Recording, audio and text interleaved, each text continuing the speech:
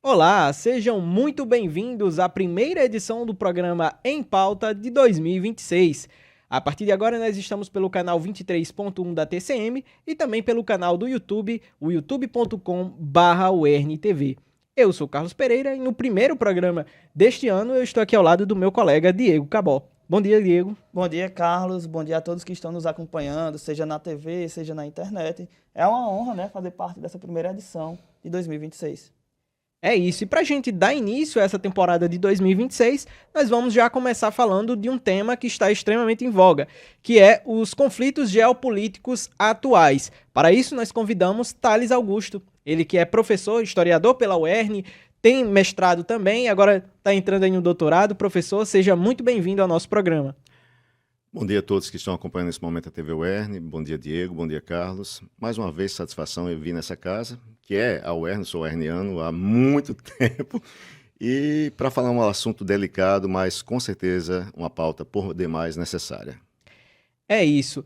E, professor, aqui para a gente começar o nosso bate-papo aqui, nossa entrevista, eu queria começar já perguntando sobre essa questão de como está o mundo geopoliticamente falando em 2026. A gente teve recentemente aí o sequestro do Nicolás Maduro, o presidente aí da Venezuela. Eu queria que o senhor falasse um pouco de como o senhor enxerga atualmente as ações dos Estados Unidos em operações como essa do Maduro. A gente sabe que teve por muito tempo ações lá no Oriente Médio e agora os olhares dos Estados Unidos estão se voltando aqui para a América do Sul. Eu queria que o senhor falasse um pouco dessas questões geopolíticas, essas tensões atuais. Bem, Carlos, Diego e todos que estão acompanhando nesse momento, quando nós falamos da América do Sul, eu colocaria inclusive a América Latina, já que o Canal do Panamá também existe uma grande discussão de uma possível, digamos assim, intermediação e até tomada de volta dos Estados Unidos. Nos preocupa muito quando nós avaliamos a prisão do Maduro. É importante salientar determinadas coisas. Em primeiro lugar, que ele é um ditador. Fato, fato. Entretanto, como nós temos, inclusive, preconizado na nossa Constituição, acredito eu também que há essa ideia, a partir de Rousseau, que o poder emana do povo. Então, se o povo o colocou no poder, que o povo o tire. E nessa conjuntura, é importante também lembrar o seguinte: a prisão do Maduro não foi uma prisão, foi uma invasão a um país, foi a quebra de uma soberania, a quebra de acordos internacionais e, mais do que isso, foi a prova viva que, se os Estados Unidos são capazes de fazer isso na Colômbia, perdoe-me, na Venezuela, mas houve também um Ameaças, entrevero com o presidente colombiano, nada impede que outros países tenham essa invasão. Mas há muitos motivos, nós temos aqui um bate-papo, mas com certeza, até comecei com o Diego antes, é impossível em tão pouco tempo. Mas dentro do possível, de uma forma didática, vamos conversar. Então, eu vejo de uma forma preocupante, porque foi a quebra da soberania de um país, foi exatamente a busca de interesses estadunidenses, como sempre há, e eu sempre costumo dizer que a América Latina é o quintal dos Estados Unidos, tentou se desvincular disso, e acredito eu que alguns estadunidenses não é América Latina, é América Latrina. Infelizmente é assim como eles veem nosso continente, principalmente a parte sul. Professor, você acha que a questão da invasão que a Rússia realizou na Ucrânia, ela deu certa liberdade para os Estados Unidos começar a fazer isso também, ou são situações distintas? São parecidas, dentro do possível. Vamos analisá-las. Tanto Trump quanto o Vladimir Putin, é importante também salientar que algumas pessoas confundem o Putin como sendo um comunista. Não, pessoal, ele é um autocrata, assim também como Trump. Então, quando ocorreu a invasão da Ucrânia, automaticamente Putin ele quebra o que nós tínhamos, digamos assim, de uma certa paz na Europa. E, ao mesmo tempo, ao existir isso, abre uma lacuna para que Trump faça semelhante. Quem vai questionar potências nucleares? Lembremos que tanto os Estados Unidos quanto a Rússia são nações que têm não só assento do Conselho de Segurança da ONU, que nós vamos conversar também um pouco depois, mas são potências nucleares. E mais interessante ainda, Diego, quando você faz essa pergunta, é nos colocar a par de algo que também pode acontecer, que poucas pessoas estão falando, mas não é necessário ser um profeta, uma pessoa para prever o futuro, que abriu-se também um novo espaço para que também a China reanexe, já que Taiwan pertencia à China, a ilha que tem exatamente uma república também, aliado dos Estados Unidos. Então os Estados Unidos estão preocupados com ele. É tanto que vários acordos internacionais, estava vendo ontem até mesmo algumas campanhas mundiais, como o combate à AIDS, os Estados Unidos diminuiu muito o investimento.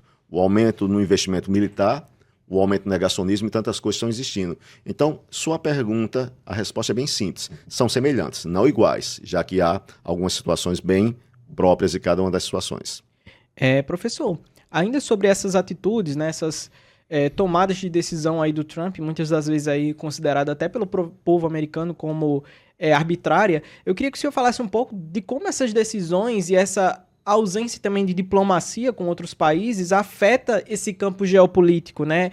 De que maneira as decisões do próprio Trump afetam nas relações internacionais do ponto de vista geopolítico, econômico e da ordem mundial, digamos assim? Bem, quando nós falamos dos Estados Unidos, estamos falando em um país que tem vários partidos políticos, entretanto, dois se destacam, o Partido Republicano e o Partido Democrata. Falou-se muito na campanha, inclusive muitas pessoas à esquerda, diga-se passagem, que a Kamala Harris e o Trump seriam iguais. Cara, não mesmo.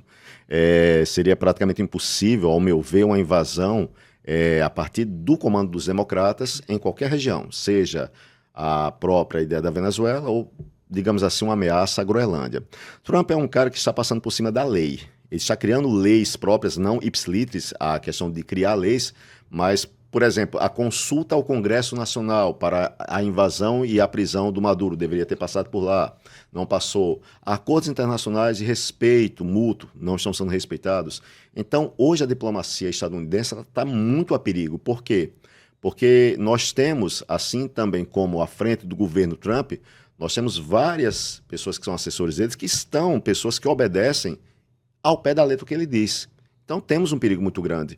O próprio representante, o Rubio, que esteve lá na época, você já vai lembrar muito bem, do tarifaço, mil coisas, ele tem interesse na América Latina, ele é de origem cubana.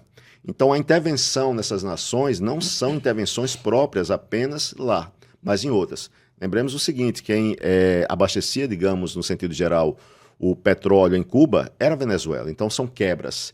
Hoje a diplomacia estadunidense ela tem uma marca, que é exatamente obedecer ao pé da letra o que Trump fala. E Trump tem aquela ideia da loucura. Não, galera, é tudo bem pensado. Essa ideia de pensar que ele é louco, mil coisas, fora, não existe.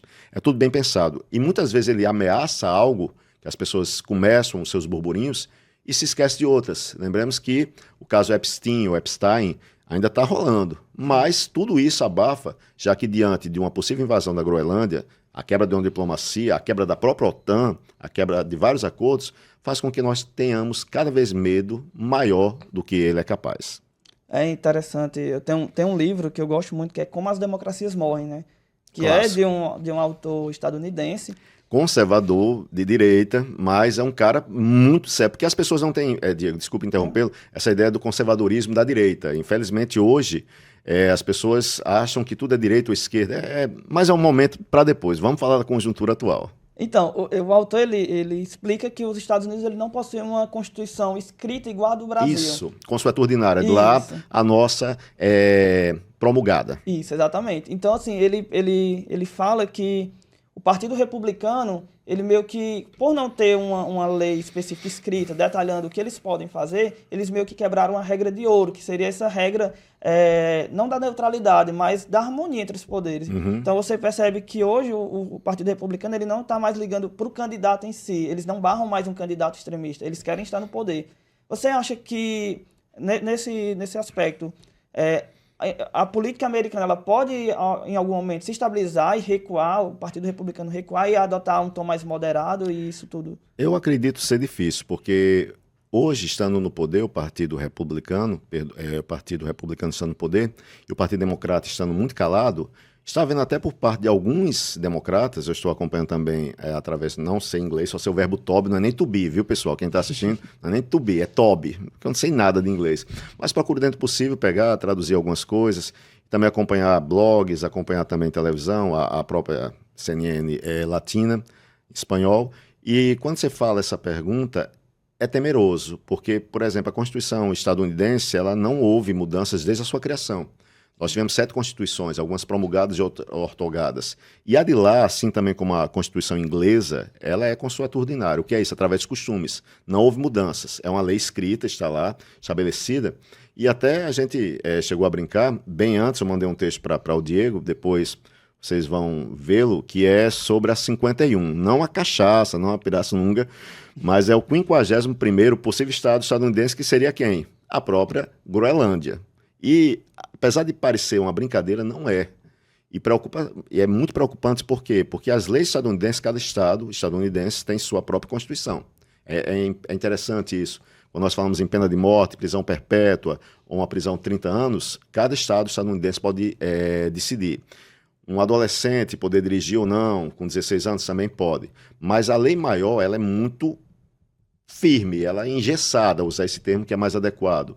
Isso prejudica muito. Por isso que os democratas, eles podem tentar intervir, mas é muito difícil. E eu temo, coisa diferentemente do Brasil, que haja até mesmo um novo golpe lá. Lembremos que antes o golpe no Brasil existiu lá. Ele já fala muito em um terceiro mandato, né? Sendo que lá eles é expressamente proibido. Mas como é costume, né? Isso. Ele já flerta com esse terceiro mandato. Nós temos, Carlos e Diego e telespectadores, situações muito complicadas nos Estados Unidos. Vamos lá. No Brasil, a reeleição ela é possível. Digamos, já tivemos o Fernando Henrique, tivemos o Lula, tivemos a Dilma, novamente Lula. O que pode acontecer é o seguinte, uma reeleição seguida de outra. Nos Estados Unidos, não. Se alguém foi eleito uma vez, passa-se um mandato ou não, se a pessoa votar, são 2 eleições e acabou a história. Então, a lei preconiza isso. Agora, por quê? É interessante. Tem muito a ver com Roosevelt, Franklin Delano Roosevelt, que ele foi eleito 2 vezes, depois veio a falecer.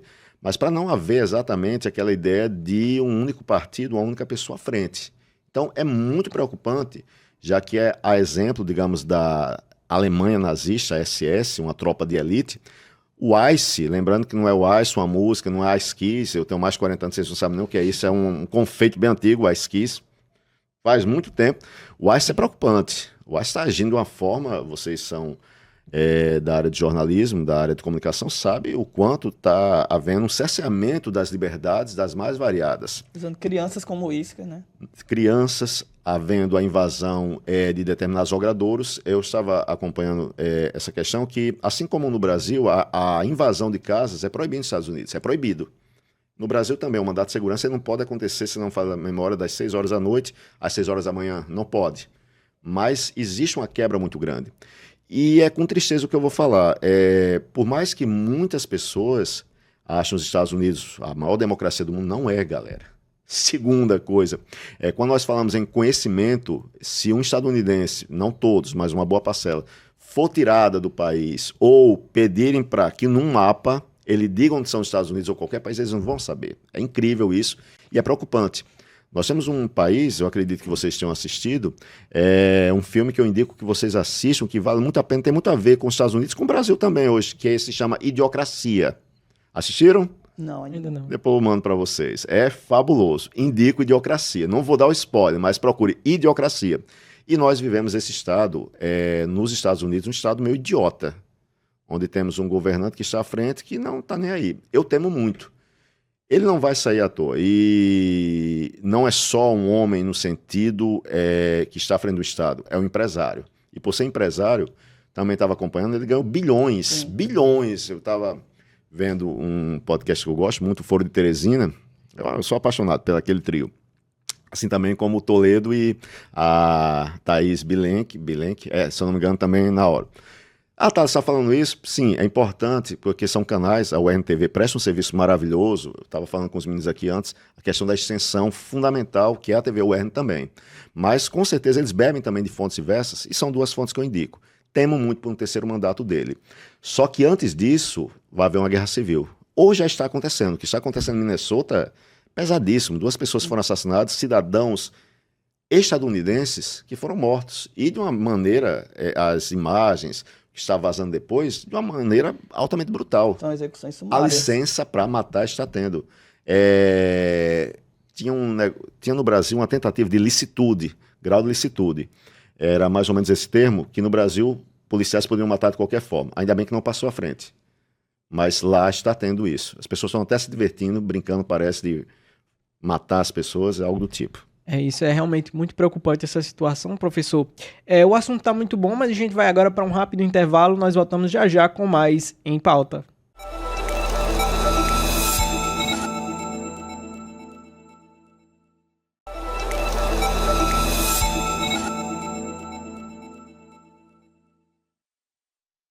Estamos de volta com o nosso Em Pauta, aqui discutindo conflitos geopolíticos atuais com o professor Thales Augusto. Professor, aqui voltando já nesse segundo bloco, eu queria começar já perguntando, trazendo para o contexto nacional, né? A gente viu aí questões diplomáticas, aí farpas entre Brasil e Estados Unidos, né? Mas eu queria que o senhor falasse um pouco, analisasse um pouco toda essa situação e como o Brasil também sai do ponto de vista diplomático de toda essa questão, de todos esses embates recentes. Eu vou voltar para uma data para iniciar, Carlos e Diego e telespectadores, nossa ideia sobre a diplomacia brasileira e sua relação com os Estados Unidos. Vamos votar um anozinho simples, 1822. Parece brincadeira, não é? Mas quando nos tornamos independentes, 1822, logo em seguida, o primeiro país a ter a ação de nos reconhecer enquanto país independente foram os Estados Unidos.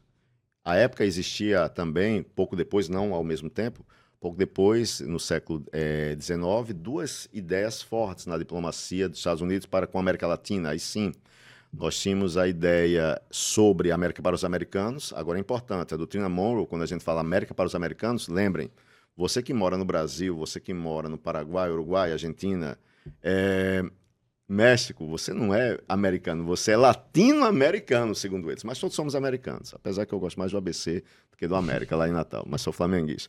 Aí o que acontece?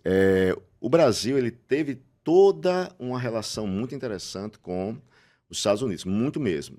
Porém, o que é que acontece no século XX? Século XX tem a ascensão dos Estados Unidos enquanto potência, pós Segunda Guerra Mundial. Já havia intervenções em outros momentos, mas depois foi muito mais forte. E o papel do Brasil nessa ideia diplomática, não só local, mas internacional, foi tão forte que o Aranha, não Spider-Man, viu?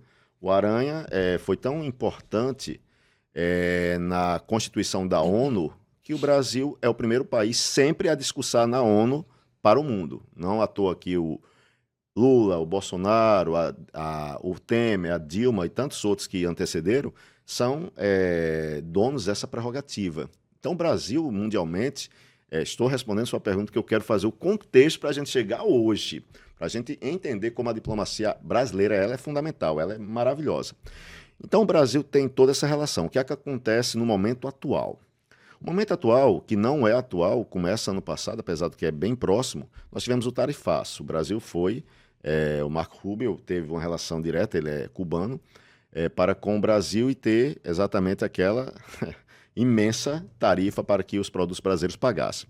Então, as relações entre Brasil e Estados Unidos estavam muito abaladas. E, recentemente, nós tivemos, devido à invasão para a prisão do Maduro na Venezuela, fortes mesmo críticas do mundo, inclusive do Brasil. E é interessante, não só o Lula, como outros presidentes, também os diplomatas, eles não entram no nome Trump, eles falam Estados Unidos. Por quê? Porque uma coisa é falar do Estado, a outra é do chefe de Estado. Não entra nesse confronto, nesse conflito direto. Então, tenta-se de todas as formas amenizar o quê? Amenizar uma possível crítica de tal forma que houvesse problemas seríssimos. Mas, depois da invasão da Venezuela e ainda, Carlos, devido à questão da tentativa de Trump, que ele está louco para ganhar o Prêmio Nobel da Paz. Já ganhou da Corina, né? Absurdo aquela mulher fazer um negócio aquele. Outro cara que tinha feito algo parecido foi presente para um nazista antes do final da Segunda Guerra Mundial, em 1943. Mas o Brasil, na questão da diplomacia, ele está sendo forte. Foi convidado para um conselho de paz, um grupo de paz lá na região da Palestina. O Brasil não falou nem sim nem não. Ou seja, se você não fala, você consente não necessariamente. Mas até a criação disso é algo absurdo, é totalmente contraditório ou contrapor até mesmo o Conselho de Segurança da ONU. A diplomacia brasileira ela é conhecida mundialmente. Lembremos que até alguns conflitos entre Estados Unidos e o Irã, antes, o Brasil também se colocou à disposição para ser o intermediador. O Brasil sempre tem essa função, sempre a diplomacia brasileira ela é bem vista mundialmente. Ainda bem, né? É interessante também falar sobre essa questão da diplomacia, porque recentemente líderes europeus falaram que os Estados Unidos deixaram de ser aquele parceiro estável. E a China tomou esse lugar, justamente pela sua atitude mais de soft power, de eles chegarem no país, não chegar com armas, eles chegam com educação, com tecnologia e vão ganhando espaço naquele território.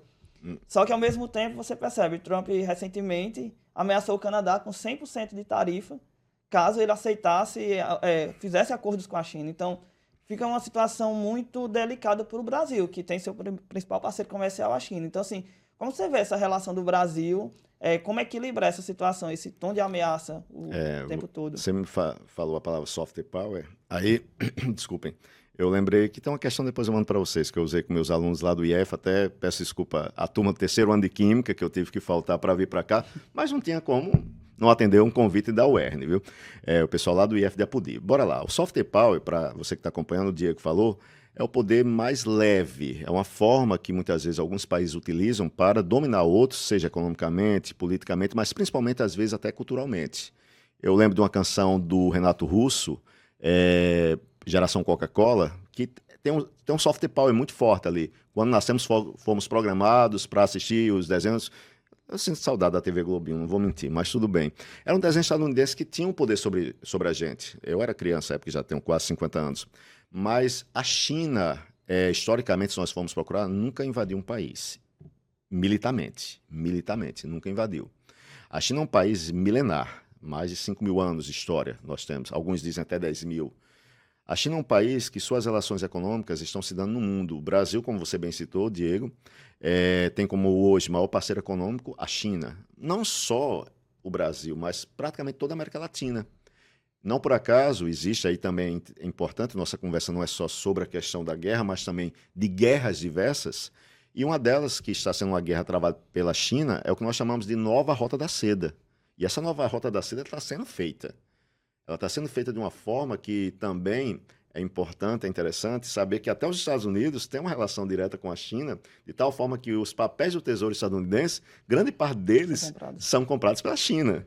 Então, é uma jogada que a gente acha simples, mas é bem complexa. E é tão interessante isso que, vou dar um exemplo, e é massa, eu acho massa. Não é minha ideia, viu? Não lembro quem foi o autor, para depois, Thales pensou. Não vou tomar a ideia dos outros. Mas eu achei massa. O Império Romano ele caiu. A China continuou a existir. Os impérios medievais, como o Império Carolíngio, o Império Turco-Otomano, caíram. O Império Português, Espanhol, caiu. O Império Inglês foi embora. A disputa entre Estados Unidos e União Soviética não existe mais. Todos os impérios caem. Os Estados Unidos, eu acredito que, mediante sua pergunta, semelhante a tantos outros, ele vai cair. Mas uma coisa que infelizmente vai acontecer, ele vai cair, mas vai cair atirando. E está atirando para todo lado. E a gente até se abaixa, você que está em casa, porque pode ser que a bala bata nos meninos, bata em mim, não é impossível. A China é um país muito massa em muitos sentidos. Eu lembro até de um vídeo que viralizou recentemente, né, com esses conflitos, onde um embaixador da China está sendo entrevistado por uma jornalista americana, e ela pergunta se a China teria fôlego para aguentar essas tarifas dos Estados Unidos, essa guerra comercial. E ele é bem enfático, olha, os Estados Unidos têm 200 anos, a gente tem mais de 2.000, e a gente sobreviveu sem eles até esse momento. Olha, quando você falou, Diego, Carlos, sobre soft power, eu acho muito importante que a gente entenda isso, porque nós passamos nossa vida com influência estadunidense, seja televisão, jornais, mil coisas. Boa parte das crianças, adolescentes, eles têm seus heróis, digamos, através da Marvel, DC e outros grupos. O Oriente, para muitos, é algo exótico até, não diria nem estranho, é exótico. Então, o que há na China, o que há também em várias outras nações orientais, elas não são entendidas por nós ocidentais. Eu lembro muito, batendo um papo, tomando uma cervejinha com um amigo meu, vocês devem conhecer, jornalista, também foi professor, não sei se de vocês, o jornalista William Robson. Sim, nosso professor. Gente boa, mas tudo bem. Vocês estão ouvindo isso? Mas eu conversando com ele, a gente falando sobre a China, o quanto ela é complicada. E a suposta democracia que nós temos, nós achamos que lá não existe democracia. Há uma votação diferente da nossa. Mas nós somos tão habituados a estudarmos um olhar eurocêntrico também, queira ou não, estadunidense cêntrico, vou usar esse termo, que tudo que vem do Ocidente é correto, tudo que há do Oriente não presta, ou é algo de errado.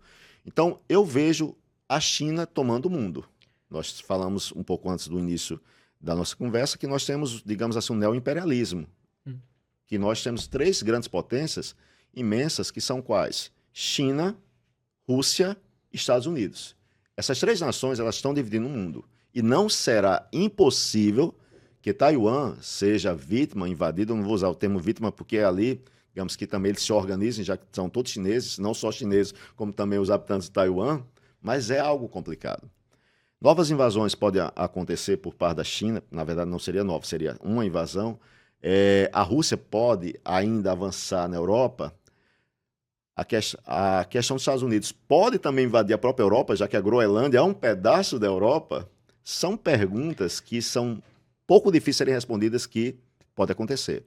E caminhar para uma terceira guerra mundial, lembremos, não é impossível, até para que eu não me alongue demais, vocês possam falar. Mas nós temos esse risco, porque lembre, Primeira e Segunda Guerra Mundial não começou generalizada, começou com pequenas fagulhas, pequenas centelhas que depois culminaram em 2 guerras mundiais. Professor, aqui uma coisa interessante que o Diego tinha comentado era essa questão desse estremecimento entre a União Europeia e Estados Unidos, né? Que teve aquela questão lá com Macron, né? Isso. Enfim, todas essas questões que também carregam uma certa hipocrisia, né? Uma vez que a Europa, historicamente, né? Tanto a França foi uma colonizadora, enfim, e hoje os Estados Unidos se voltam contra os interesses europeus, né?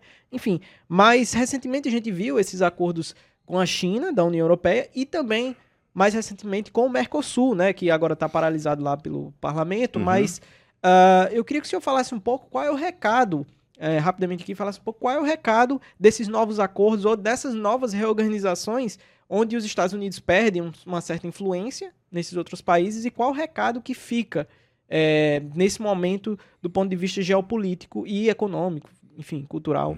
Olha, Carlos, quando você fala sobre isso, eu lembro de uma fala do presidente atual do Brasil, Lula. O multiposicionamento, multilateralismo, eu não estou conseguindo... Multilateralismo. Isso, rapaz, está sendo trava-línguas. É isso mesmo. Multilateralismo. Agora sim, ele existe, ele está forte. O que está acontecendo são que os países estão tentando novas possibilidades. E uma delas é esse acordo entre Brasil e a União Europeia. Vai dar certo? O parlamento, o protecionismo estadunidense, o protecionismo europeu é gigante, é fato.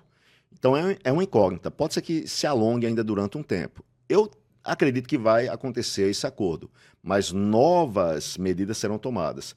Lembremos o seguinte, no Brasil se fala muito em protecionismo, reclamam até quando nós somos protegidos, até mesmo o estado de bem-estar social, muitas vezes, que nós não temos, mas alguns auxílios. A Europa é cheia de auxílios. Os pequenos agricultores europeus têm auxílios. Os pequenos empresários muitas vezes também têm bolsas, 1000 coisas. Então o que acontece ali é uma grande luta. E essa luta é o seguinte, rola dinheiro. E onde rola dinheiro, rola guerra. Não necessariamente com armas, mas com possibilidades de sanções, possibilidades de retaliações e questões do tipo, Carlos. Professor, então o nosso tempo aqui está se acabando, mas eu queria deixar aqui o agradecimento por você vir até aqui, dar essa pequena aula para a gente, né, sobre um tema que é muito abrangente, tem muita coisa ainda para rolar, mas eu queria deixar aqui o meu agradecimento. Eu também gostaria de agradecer. É um tema que a gente poderia passar horas aqui falando e ainda não acabaria o assunto, mas infelizmente nosso tempo é curto, mas eu só tenho a agradecer. Eu que agradeço ao ERN mais uma vez, ao RNTV, pelo convite e se precisarem, estou por aqui. Valeu. Então é isso. Durante a semana você pode acompanhar a nossa programação no canal do YouTube, ver novidades através das nossas redes sociais. Nós nos encontramos na próxima semana com mais uma edição do programa Em Pauta.